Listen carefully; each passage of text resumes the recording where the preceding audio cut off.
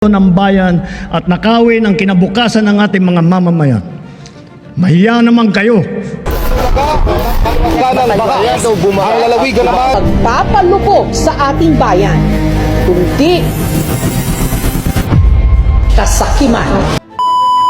Ngayong magtatag-ulan, ang kinakatakot ng ating mga kababayan ay ang baha. Mahigit 100 taon na ang nakalipas, wala pang modernong excavator, wala pang heavy equipment, pero nakakagawa na sila ng mga flood control na hanggang ngayon ay matibay pa rin. At hindi lang yan, hanggang ngayon napapakinabangan pa rin ito ng mga magsasaka.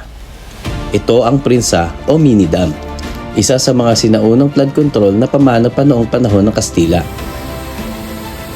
Isa itong lumang flood control at irrigation structure na tinayo noong panahon ng Kastila. Layunin nitong kontrolin ang pag-agos ng tubig mula sa ilog upang mabawasan ang pagbaha at makatulong sa irigasyon ng mga magsasaka. Noong araw, mahalaga ang tubig para sa kabuhayan ng mga magsasaka. Kaya gumawa sila ng matibay at pangmatagalang istruktura gamit ang bato, apog at mahusay na disenyo.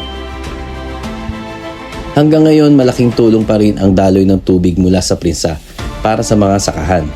Dahil sa maayos na sistema ng tubig, mas napapadali ang pagdidilig sa mga pananim. Patunay ito na ang mga sinaunang proyekto noon ay hindi lang para sa iisang panahon, kundi para sa susunod pang mga henerasyon. Nakakamangha isipin na ang mga istrukturang ginawa noon pa ay matatag pa rin hanggang ngayon, samantalang may ilang modernong proyekto ngayon na mabilis masira.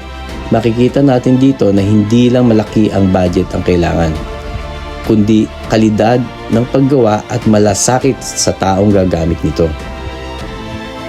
Sa pagdaan ng panahon, hindi lang flood control ang Prinsa. Naging bahagi rin ito ng kultura at pamumuhay ng komunidad. Lugar na paliguan, tambayan at alaala ng mga tao.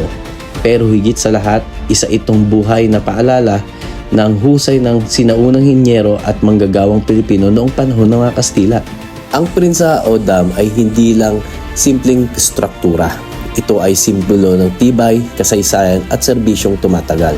Isang paalala na ang tunay na proyekto para sa bayan ay yung napapakinabangan pa rin kahit lumipas na ang panahon. Ikaw, may kwentong Prinsa ka ba? Share mo naman sa comment section. Ako si Boss Tonyo TV at ito ang kwento ko.